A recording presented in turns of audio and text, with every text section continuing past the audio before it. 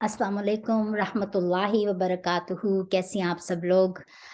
अम, हम शुरू करते हैं अल्लाह के बाबरकत नाम से। नहमदुहू व नुसल्ली अला रसूलिहिल करीम, अम्मा बाद, फ़अऊज़ु बिल्लाहि मिनश शैतानिर रजीम, बिस्मिल्लाहिर रहमानिर रहीम। रब्बि इश्रह ली सदरी व यस्सिर ली अमरी वहलुल उक़दतम मिन लिसानी यफ़क़हू क़ौली। रब्बी यस्सिर व ला तुअस्सिर व तम्मिम बिल ख़ैर। रब्बना ज़िदना इल्मा। अल्लाहुम्मा फ़क़्हिना फ़िद्दीन। अल्लाहुम्मा अरिनल हक़्क़ हक़्क़न वरज़ुक़ना इत्तिबाअहू व अरिनल बातिला बातिलन वरज़ुक़ना इज्तिनाबह। आमीन या रब्बल आलमीन। सूरतुल आल इमरान आयत नंबर 1 और 2 से हम शुरू करेंगे। या अय्युहल्लज़ीना, या अय्युहा ये इसमें इशारा है, अल्लज़ीना वो जो, ए लोगो जो, आमनु ईमान लाए, इत्तक़ू डरो, अल्लाह अल्लाह से, हक़्क़ा हक़, तुक़ाती डरने का, ही उससे यानी कि ही की ज़मीर अल्लाह से, व और ला ना तमूतुन्ना तुम मरो, मौत मीम वाव तार लेटर्स हैं, इल्ला मगर, व इस हालत में कि अंतुम हो तुम मुस्लिमून मुसलमान फरमाबरदार मुती। अल्लाह ताला फरमा रहे हैं इस आयत में कि देखें, पिछली आयत में अल्लाह ताला ने क्या फरमाया था कि अल्लाह ताला की मजबूती, अल्लाह ताला की रस्सी को मजबूती से थामो, और फिर जो इस ऐसा करेगा बस वही अल्लाह की सिरात मुस्तकीम की तरफ राह पा गया।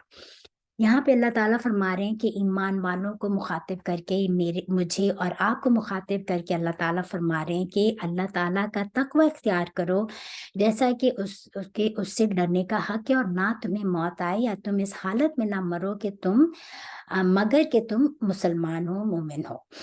तो तकवा क्या है? तकवा अल्लाह का डर है, अल्लाह का जो है अज़ाब इलाही से बचना, इसका नाम तकवा है। ये जो है तक बहुत ज़्यादा आला मतलब कि एक शिर्क से बचते रहना, ये एक बड़ा अदना दर्जा है तकवा का, कि अल्लाह ताला के से शरीक ना ठहराओ। दूसरे दर्जे का तकवा वो है कि अल्लाह ताला की इताअत और रसूल सल्लल्लाहु अलैहि वसल्लम की इताअत करो, और अल्लाह की और रसूल सल्लल्लाहु अलैहि वसल्लम की नाफरमानी से बचते रहो। तीसरा दर्जा जो बहुत आला दर्जा है, जो कि अंबिया का दर्जा है, वो है कि अल्लाह ताला की याद हर वक्त दिल में आपके रहे। दिल हर वक्त अल्लाह ताला की याद से आबाद रहना, ये तीसरे दर्जे का तकवा है। तो तकवा का अल्लाह ताला ने फरमा दिया कि अ, बातिनन ज़ाहिरन और बातिनन दोनों तरह से अल्लाह ताला से डरो, क्योंकि देखिए जो हमें जन्नत में जाने का जो है वो तो हमारे दिल में क्या तकवा है उसी पे बेस करेगा, राइट? ऐसे देखा जाए तो ज़ाहिरन तो हज़रत लूत अलैहिस्सलाम की बीवी, हज़रत नूह अलैहिस्सलाम की बीवी भी, वो उन्होंने भी ज़ाहिरन तो उन्होंने भी कलमा पढ़ा था, तो सिर्फ कलमा पढ़ लेने से जो है उसमें तकवा नहीं आता। तकवा क्या है कि अंदर दिल की हालत, के हमारे दिल में कितना हमें डर लगता है कि अल्लाह ताला is watching me all the time. जिसके दिल में ये बात होगी तो वो हर वक्त अल्लाह ताला की नाराजगी से, अल्लाह ताला के अजाब से बचते रहने की कोशिश करेगा, राइट? इसी का नाम तकवा है। और इसमें जब ये आयत नाजिल हुई तो सहाबा इकराम की ये हालत थी कि वो बहुत खौफजदा हो गए और आप सल्लल्लाहु अलैहि वसल्लम से बहुत घबरा गए कि अल्लाह ताला फरमा रहे हैं कि ऐसा डरो जैसे कि उससे डरने का हक है। तो या रसूल वसल्लम, हम कैसे अल्लाह ताला से, हम तो हक अदा ही नहीं कर सकते।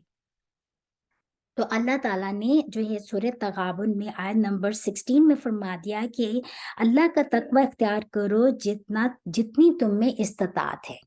तो ये कितनी अल्लाह ताला ने एहसान कर दिया है हम सब पर, इंसानों पर, कि हर इंसान की लेवल जो है तकवा की डिफरेंट है, कि उसके मुताबिक हमारा टेस्ट होना है कि हमारे दिल में तकवा की क्या लेवल है, क्या हमारे जितना हमें इख्तियार है, उसने जितनी हमें इस्तात है, क्या हमारे दिल में उतना अल्लाह का खौफ है। इस बात का जो है अल्लाह ताला हमारा इम्तिहान लेना है। आप सल्लल्लाहु अलैहि वसल्लम ने फरमाया कि तकवा क्या है कि अल्लाह ताला की इताअत हर हाल में की जाए, उसको हर हाल में याद रखा जाए, और उसका शुक्र हर हाल में किया जाए। ये है हक्का तुकाते ही।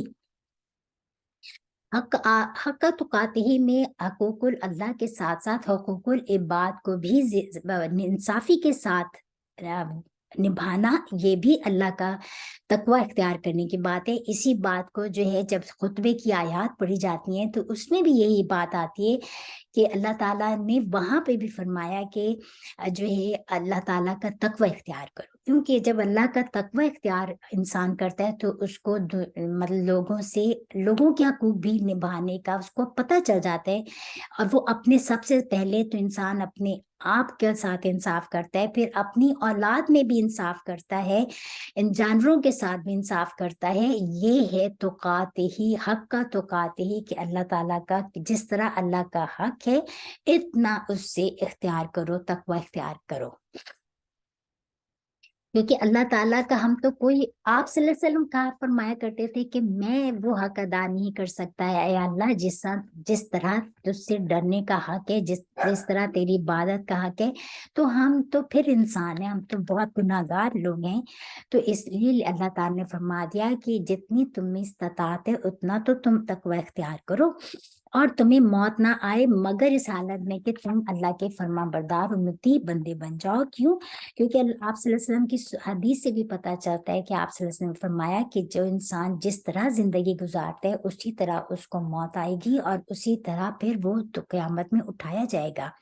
تو اگر اسی لیے ہمیں کیا کرنا چاہیے؟ ہر وقت دعا کرنی چاہیے، اپنے اعمال کو درست رکھتے ہوئے، اللہ سے تقوی اختیار کرتے ہوئے کہ یا اللہ ہمارا انجام بالخیر ہو. کیونکہ انجام اگر خیر کا ہوگا تو ہمارا امتحان بھی خیر کا ہوگا، رائٹ؟ تو یہی پر یہاں پہ اس آیت میں بتا دیا گیا.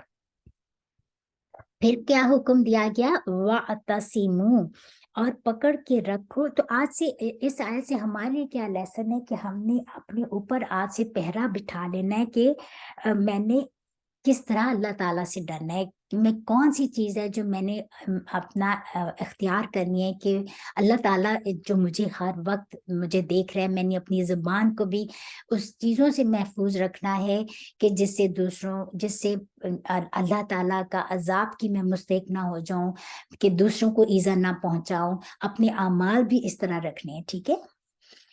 دوسرا حکم آیا آیت نمبر 103 میں، وَاعْتَصِمُوا، اور محکم پکڑو. عین صاد میم اس کے روٹ لیٹرز ہیں کہ مضبوطی سے تھامو. اور یہاں پر دیکھیں پورا یہاں پہ پلورل فارم میں آ رہا ہے، دی ساتھ حبلی. حبل کہتے ہیں رسی کو، اللہ کی جمیعاً اکٹھے ہو کر، اور لا نہ تفرقو. یہ یہاں پر جو ہے علامت مدارے ہے، اور پلورل فارم میں فراقا، فرق کر دینا، جدا کر دینا، الگ الگ ہو جانا. اور نہ تم تفرقہ کرو، متفرق ہو. وَاذْکُرُوا، اور یاد کرو، نعمت کو، اللہ کی، علیکم، جو تم پر کی. پہلے ہم اتنا دیکھ لیتے ہیں کہ اس آیت پر کہ دوسرا حکم اللہ تعالیٰ نے فرمایا کہ اور اللہ کی مضبوطی کو، اللہ کی رسی کو مضبوطی سے تھامے رکھو. اس کا کیا مطلب؟ اور سب کے سب، کیونکہ دیکھیں امت بنتی ہی یہی جب ہے اللہ تعالیٰ نے امت مسلمہ کو یونٹی سکھائی کہ یونائٹ ہو جاؤ. آج امت مسلمہ اگر یونائٹ ہو جائے تو سوچیں کہ پوری دنیا پر اسلام کا نظام قائم ہو جائے. اسی لیے تو فرمایا کہ اللہ کی رسی کو مضبوطی سے تھامو. اللہ کی رسی کیا ہے؟ دیکھیں اس سورۃ القاف میں آتا ہے کہ حبل الورید کس کو گیا؟ شہرک کو، کہ جب انسان کی شہرک کٹ جاتی ہے تو وہ انسان مر جاتا ہے. اسی طرح اللہ کی رسی کیا ہے کہ آپ سے نے فرمایا یہ ایک مضبوط رسی ہے جو تنی ہوئی ہے زمین اور آسمان کے درمیان. اس کو مضبوطی سے تھام لو. اس کا ایک کنارہ تمہارے ہاتھ میں ہے، یعنی کہ انسان کے ہاتھ میں، اور دوسرا کنارہ اللہ کے ہاتھ میں ہے. جو اس رسی کو مضبوطی سے تھامتا ہے تو اللہ تعالیٰ نے ابھی پیچھے بھی پڑھا کہ اللہ تعالیٰ فرماتے ہیں کہ میں اس کو اپنی طرف کھینچ لیتا ہوں اور میں اس کو تھام لیتا ہوں. اسی رسی کو مضبوطی سے تھامنے کا یہاں پر ہمیں حکم دیا جائے، اور سب کے سب، اور اس اور آپس میں تفرقہ نہ کرو، متفرق نہ ہو. آپ سے نے فرمایا 3 چیزیں ایسی ہیں جن سے اللہ تعالیٰ خوش ہوتا ہے، اور وہ کون سی ہیں؟ نمبر 1 کہ صرف اسی کی عبادت کی جائے، اس کے ساتھ کسی کو شریک نہ ٹھہرایا جائے، نہ ٹھہراؤ. نمبر 2 اللہ کی رسی کو مضبوطی سے تھامے رکھو.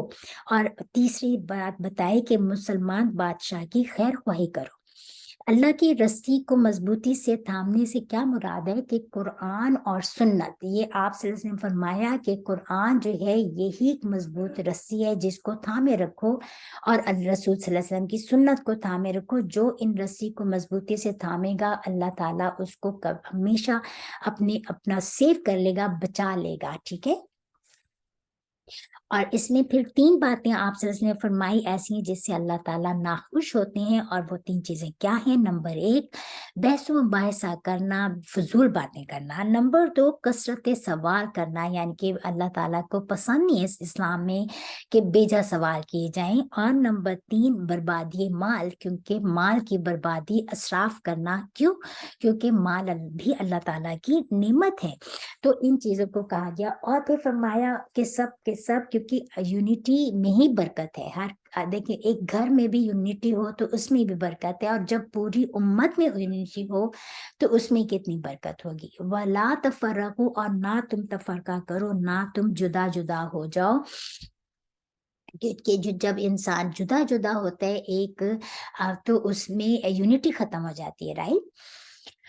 پھر فرمایا وَاذْكُرُوا، اور یاد کرو یا نعمت اللہ، اللہ کی نعمت کو جو اس نے کی علیکم تم پر، اس جب کنتم تھے تم اعداءً، عداوت بی سی سے ہے، آئین روٹ لیٹرز ہے، آدان جب تم دشمن تھے، فا پس الفا الفت ڈال دی. الفت آپ سب کو پتہ ہے، تو الفت ڈال دی بینا درمیان قلوبی دلوں کی، قلب کی جمع قلوب، کم تمہارے، فاپس اسبح تم ہو گئے، اسبح ہو گئے تم بھی ساتھ نعمت کے ہی اس کے، یعنی کہ اللہ تعالیٰ کی نعمت کے ساتھ، اخوانن بھائی، اور کنتم تھے تم علا اوپر، شفا کنارے کے، حفراتن گڑھے کے، من الناری آگ سے، فانقذا پس بچا لیا، تم کو، منہا اس سے، کذالک اسی طرح، یبینو بیان کرتا ہے، اللہ لا لیے،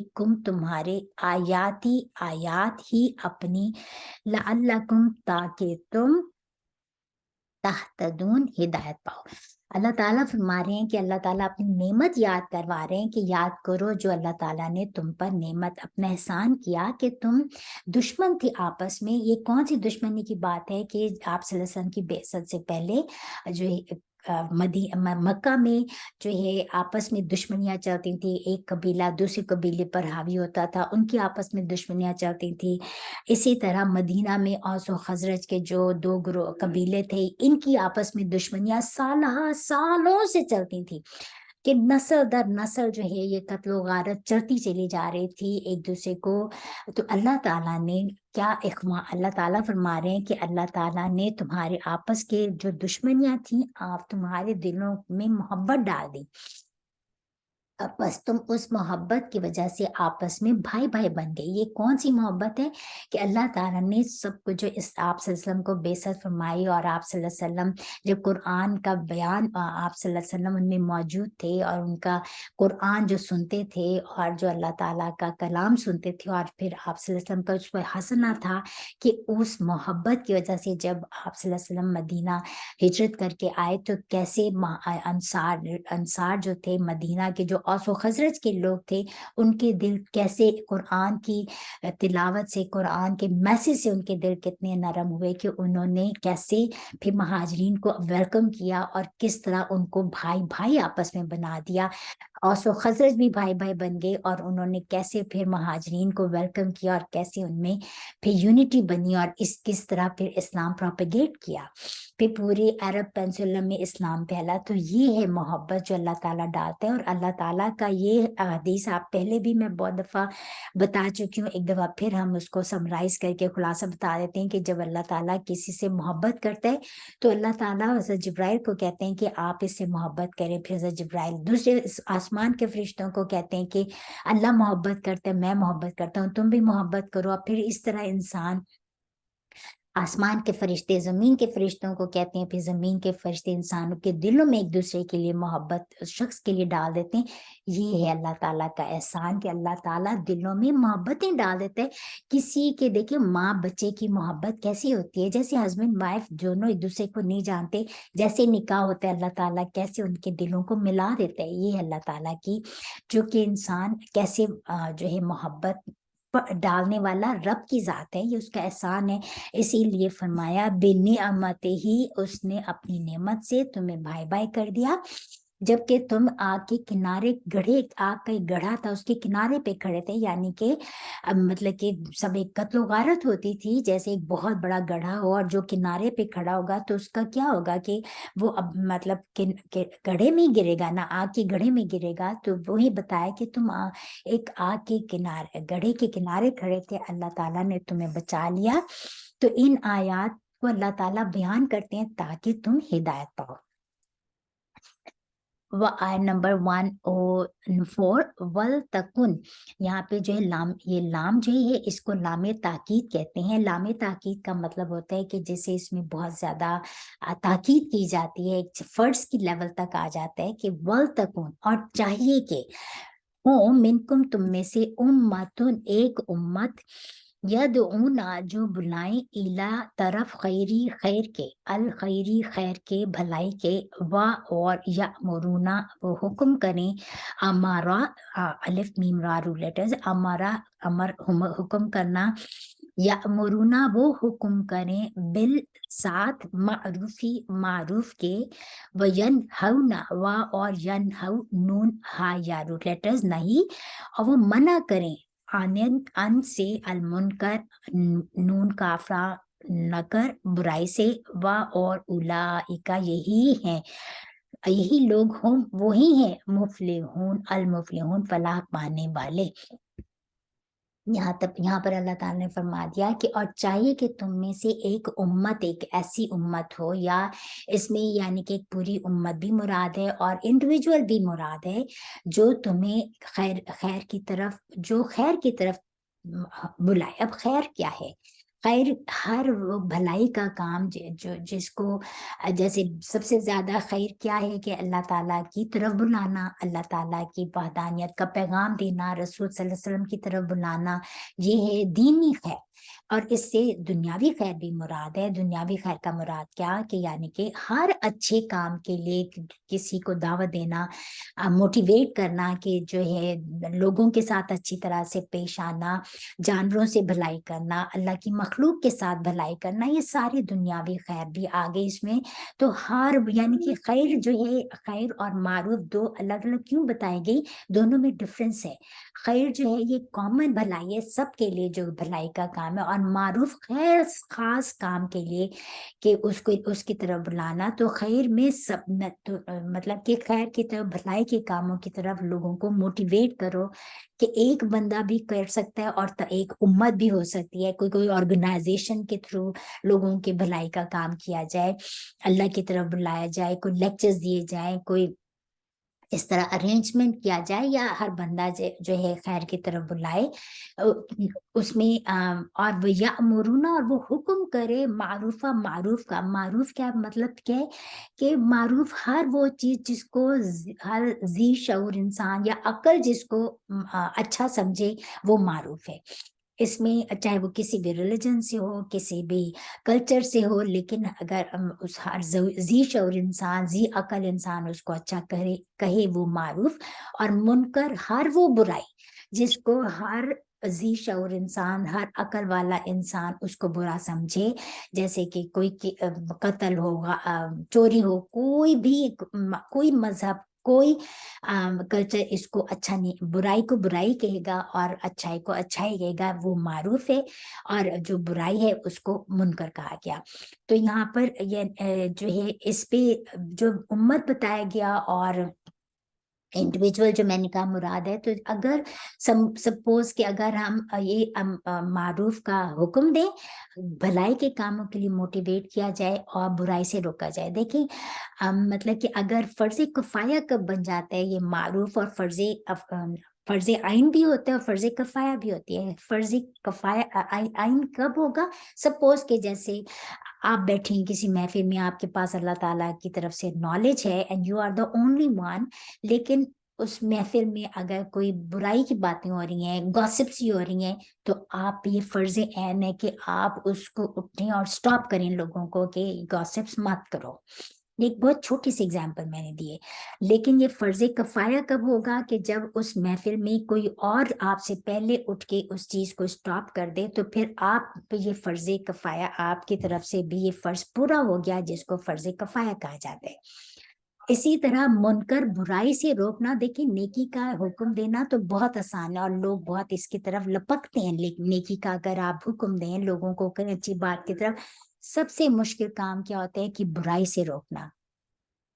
کیونکہ برائی جو ہوتی ہے یہ نصیحت کوئی بھی قبول کرنا پسند نہیں کرتا ہے، کوئی بھی روک ٹوک کو پسند نہیں کرتا. یہ انسان کہنا چاہیے کہ فطرت میں ہے شاید، آئی ڈونٹ نو، کہ برائی. تو اس میں رسول صلی اللہ علیہ وسلم کی کیسے ہم نے برائی کو روکنا ہے، جو ہم نے قرآن میں سیکھا، جو رسول صلی اللہ علیہ وسلم کی سنت سے ہم نے سیکھا کہ نصیحت اس وقت کرو جب کوئی سننے والا اس کو سننا چاہے.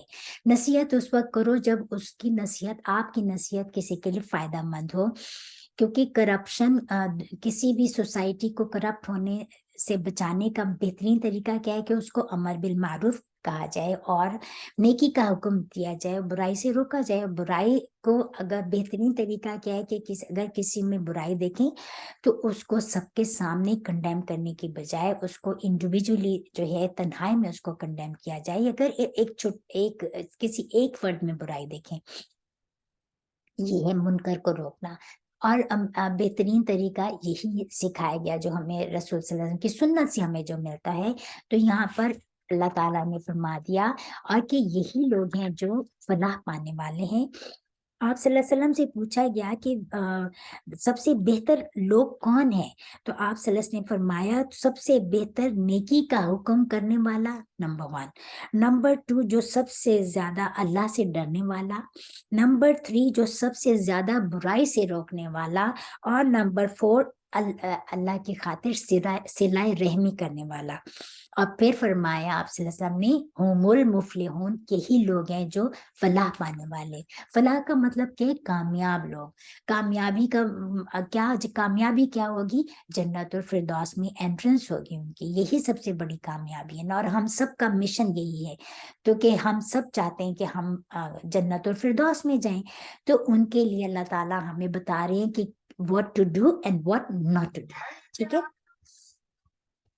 پھر فرما دیا کہ اسی طرح ہو جانا وینہانا، اور یہ فلاح پانے، ولا اور نہ تکونو تم ہو جانا کا مانند الذین ان لوگوں کے جو تفرقو جو متفرق ہوئے، جنہوں نے تفرقہ کیا، جو جدا جدا ہو گئے، واختلفوا اور جنہوں نے اختلاف کیا، من بعدی بعد اس کے، ما جو جاءہم آئیں ان کے پاس، البینات روشن دلیلیں، اور اولئک یہ لوگ، لا لیے ہم ان کے، عذاب ہے، عظیم بہت بڑا.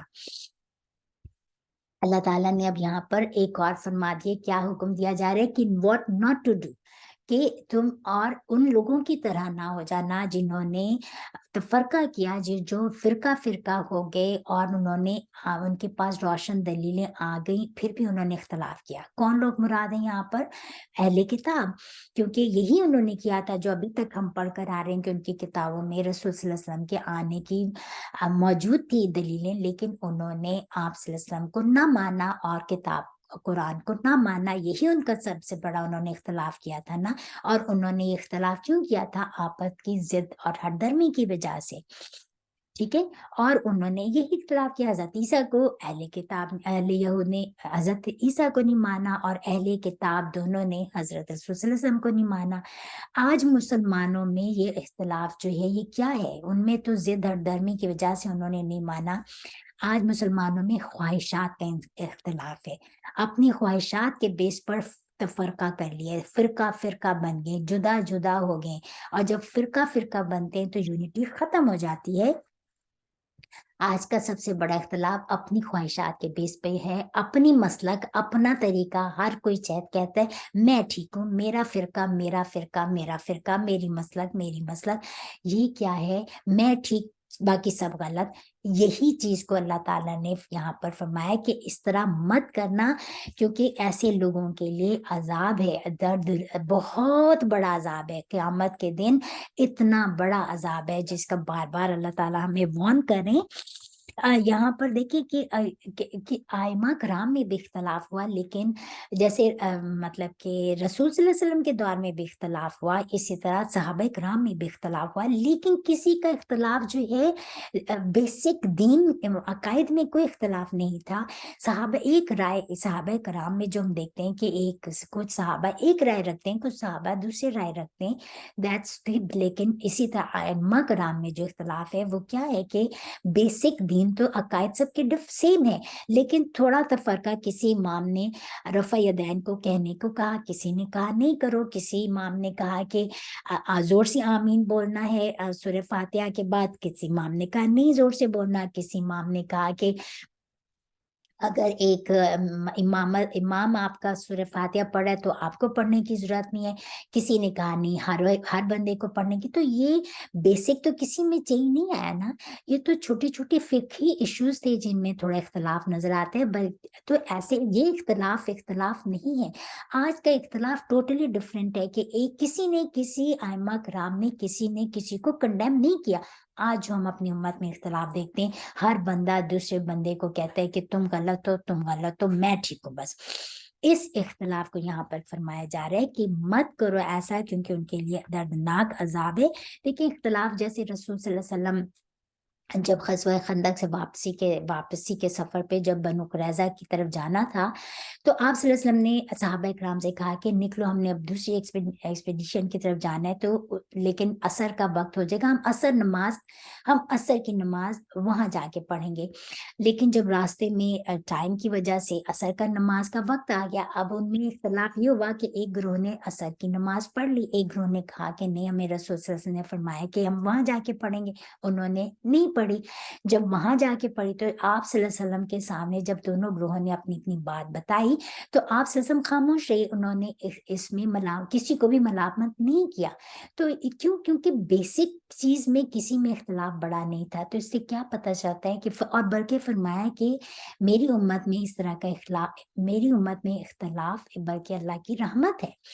جب آپ صلی اللہ علیہ وسلم کی وفات ہوئی تو اس میں بھی اختلاف نظر آئے کہ اختلاف کیا تھا کہ آپ صلی اللہ علیہ وسلم کی جو ہے مطلب کہ کپڑوں کے ساتھ آپ کو غسل دیا جائے یا بغیر، مطلب کس طرح دیا جائے، تو اس میں پھر کپڑوں کے ساتھ غسل دیا گیا۔ پھر دوسرا اختلاف ہوا کہ آپ صلی اللہ علیہ وسلم کی جو ہے مطلب نماز جنازہ پڑھی جائے، تو پھر اس میں بھی 3 دن تک جو ہے لوگ آتے رہے اور درود شریف پڑھ کے جاتے۔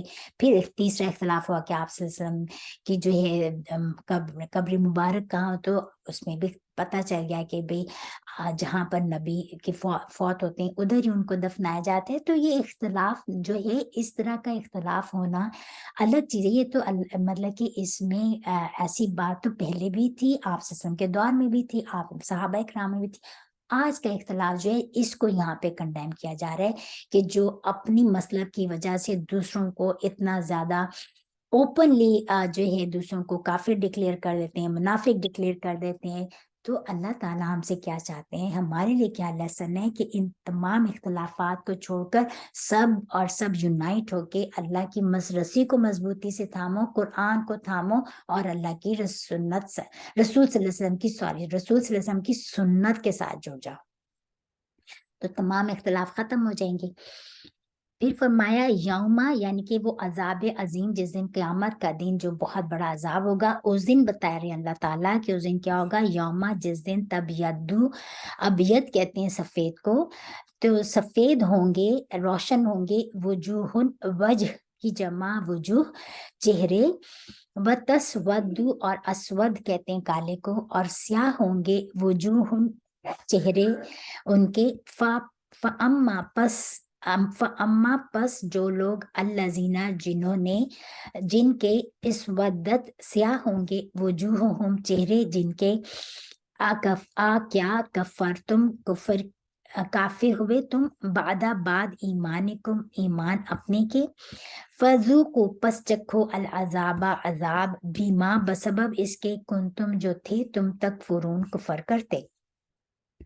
کتنی بڑی وعید بتا دی اللہ تعالیٰ نے کہ جو لوگ اختلاف کرتے ہیں اور فرقہ فرقہ ہو جاتے ہیں، ان میں بتا دیا کہ یوم عظیم اس دن بہت بڑا عذاب ہوگا، جس دن کچھ چہرے سفید ہوں گے اور کچھ روشن ہوں گے اور کچھ چہرے جو ہیں سیاہ ہوں گے۔ اور پھر فرما دیا کہ جن لوگوں کے چہرے سیاہ ہوں گے وہ کون لوگ ہوں گے؟ جنہوں نے اختلاف کیا، ایمان لانے کے بعد مرتد ہو گئے، یا روشن دلیلیں آنے کے بعد انہوں نے اپنے ایمان سے اپوزٹ ایکشن کیے، بس ان کو کہا جائے گا کہ بس چکھو تم عذاب کا مزہ بسبب اس کے جو تم کفر کرتے تھے۔ تو یہاں پر ایک حدیث بھی سن لیجئے کہ یہ ہے حدیث امام قرطبی رضی اللہ عنہ کے مطابق، اکرمہ رضی اللہ عنہ کہتے ہیں سیاہ چہرے والے خوارج ہیں جو آپ صلی اللہ علیہ وسلم کی بعثت سے پہلے آپ صلی اللہ علیہ وسلم کا انتظار کر رہے تھے، پھر آپ صلی اللہ علیہ وسلم کے بعد انہوں نے قبول نہ کیا آپ صلی اللہ علیہ وسلم کو، علم آنے کے بعد جو ان کی کتابوں میں تھا آپ صلی اللہ علیہ وسلم کی مخالفت کی، آپس کے ضد بازی اور حسد کی بنا پر، جبکہ آپ صلی اللہ علیہ وسلم کی ان کو حکم تھا کہ ان کی مدد کریں، اور بلکہ انہوں نے امت کو توڑنے کی کوشش کی۔ تو یہاں پر اختلاف جو ہے یہاں پر سخت ناپسندیدہ چیز ہے، جو ابھی ہم نے پیچھے بتایا آپ کو کہ جس میں اللہ تعالیٰ نے کہ جو 3 چیزیں ہیں جو اللہ تعالیٰ کو سخت ناپسند ہے، اس میں یہ بتا دیا ہم لوگوں کو۔ دیکھیں ٹھیک ہے، تو یہاں پر یہ بتا دیا کہ صرف وہ فرقہ جنت میں جائے گا، آپ سے اس نے فرمایا جو قرآن اور سنت پر ہوگا۔ اور تو کوئی اتنی بڑی دلیل آ گئی تو اور ہم کن چکروں میں انسان آج مسلمان پڑے میں کہ آپس میں تفرقے بازی کر رہے ہیں، اپنے اپنے مسئلوں کو پروموٹ کر رہے ہیں۔ جب یہ اس وقت ہوگا جب سب کا مقصد کیا ہوگا کہ اس دین اسلام کا نظام قائم ہو، اور یہ کب ہوگا؟ جب قرآن اور سنت کو تھام لیں گے۔ That's it۔ تو اللہ تعالیٰ ہم سب کی اس میں رہنمائی فرمائے اور ہم سب کو ان چیزوں سے بچا کے رکھے، آمین ثم آمین یا رب العالمین۔ پھر فرمایا کہ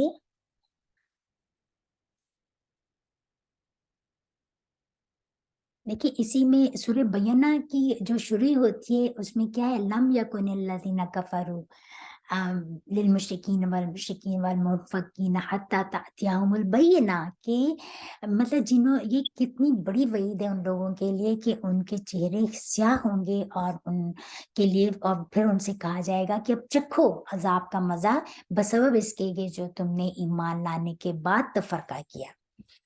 وَأَمَّا اور رہے وہ لوگ الذین جو ابیض جن کے سفید ہوں گے، روشن ہوں گے، وجوہہم چہرے ان کے،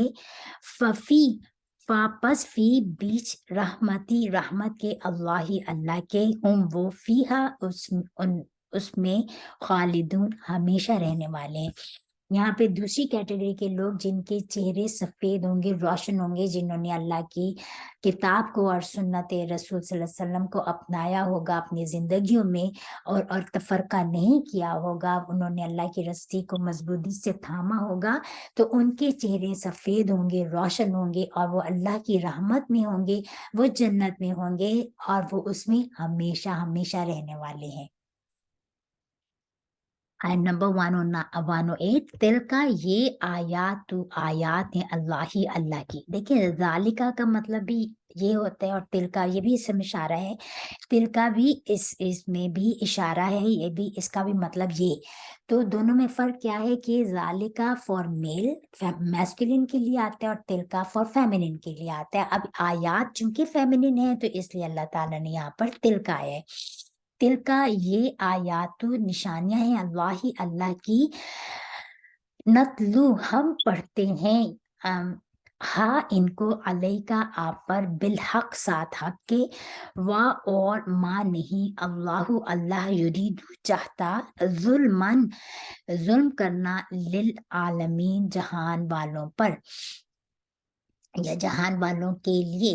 اللہ تعالیٰ فرما رہے ہیں کہ یہ اللہ کی آیات ہیں، یہ کوئی اور بندہ نہیں ایکسپلین کر رہا کہ کون لوگ مزہ چکھیں گے، کن کے چہرے کالے ہوں گے، کن کے چہرے سفید ہوں گے، اور وہ ان کا انجام کیا ہوگا۔ یہ اللہ کی آیات ہیں، اللہ تعالیٰ خود فرما رہے ہیں کہ ہم پڑھ کر سناتے ہیں آپ کو، یعنی کہ اللہ تعالیٰ بیان کر رہے ہیں، کوئی رسول صلی اللہ علیہ وسلم اپنی طرف سے تو نہیں بتا رہے، تو اللہ تعالیٰ فرما رہے ہیں کہ ہم پڑھ کر سناتے ہیں علیہ کا آپ پر، یعنی کہ رسول صلی اللہ علیہ وسلم پر، بالحق، ساتھ حق کہ یہ حق کی باتیں ہیں۔ اور اللہ تعالیٰ کی نہیں چاہتا، وہ کسی بھی تمام جہانوں میں سے کسی پر اللہ تعالیٰ ظلم نہیں کرنا چاہتا۔ اللہ تعالیٰ غفور ہے، اللہ تعالیٰ رحیم ہے، اللہ تعالیٰ بہت رؤوف ہے، اللہ تعالیٰ ودود محبت کرنے والا ہے۔ اللہ تعالیٰ ہمیں یہ بتاتے ہیں، ساری وارن کر رہے ہیں اللہ تعالیٰ کہ دیکھو یہ کام کرو گے تو یہ انجام ہے، یہ کام کرو گے تو یہ انجام ہے۔ یہ اور ظلم کیا ہے یہاں پر کہ اللہ تعالیٰ کسی کو ظلم نہیں کرنا چاہتا۔ اللہ تعالیٰ کیوں ظلم کرے گا؟ اللہ تعالیٰ نے تو قرآن میں فرما دیا کہ میں نے تو اپنے اوپر رحمت کو لازم کر لیا ہے، تو انسان ہے جو سب سے بڑا ظالم ہے، جو اپنے آپ پر ظلم کرتا ہے جب وہ قرآن سے پیچھے ہٹتا ہے اور سنت سے پیچھے ہٹتا ہے۔ 109 اور للہ اللہ، لیے اللہ، اللہ کے، ما جو فی السماواتی آسمانوں میں ہے، اور ما جو فی الارضی زمین میں ہے، اور الی طرف اللہ، اللہ کے، ترجعو، یہ بھی فعل مجہول آ گیا کیونکہ رجع ترجعو کے لوٹائے جاتے ہیں، الامور تمام کے تمام کام، امر کی جمع امور، کہ اللہ تعالیٰ فرما رہے ہیں کہ جو کچھ بھی ہے آسمانوں میں اور جو کچھ بھی ہے زمین میں، تمام کے تمام کام جو ہیں وہ اللہ ہی کی طرف لوٹائے جاتے ہیں، اور اللہ ہی سب کا انجام بتانے والا ہے۔ اللہ تعالیٰ کسی پہ ظلم نہیں کرتا۔ تو اے لوگوں، اے انسانوں، سمجھ جاؤ اور وارن ہو جاؤ کہ غلط بتا دیا اللہ تعالیٰ نے کہ صحیح راستہ کون سا ہے، غلط راستہ کون سا ہے۔ اب چوائس تو انسان کے پاس دے دی نا، ہمارے پاس چوائس ہے۔ جب ہمیں قرآن کا پتہ چل گیا تو پھر اللہ تعالیٰ سے دعا کرتے ہیں نا کہ اللہ تعالیٰ اب ہمیں قرآن کا پتہ چل گیا، ہمیں پتہ چل گیا کہ what to do and what not to do، تو یا رب تو ہمیں وہ کرنے کی توفیق عطا فرما جس کو کرنے کا تیرا حکم ہے، کہ ہم جو کچھ ہم نے آج پڑھا اس پر ہمیں عمل کرنے والا بنا دے، اور ہمارا انجام خیر کا انجام ہو، ہمیں اپنے اوپر ظلم کرنے سے بچا لے یا رب العالمین۔ تو ظلم کرنے والا نہیں، انسان بڑا ہی ناشکرا ہے، اپنے اوپر خود ظلم کرتا ہے۔ یا رب ہمیں اپنے اوپر ظلم کرنے سے بچا لے اور ہمارا انجام بخیر ہو، آمین ثم آمین۔ سبحان ربک رب العزت عما یصفون وسلام علی المرسلین والحمد للہ رب العالمین۔ ربنا تقبل منا انک انت السمیع العلیم وتب علینا انک انت التواب الرحیم، آمین یا رب العالمین۔ السلام علیکم ورحمۃ اللہ وبرکاتہ۔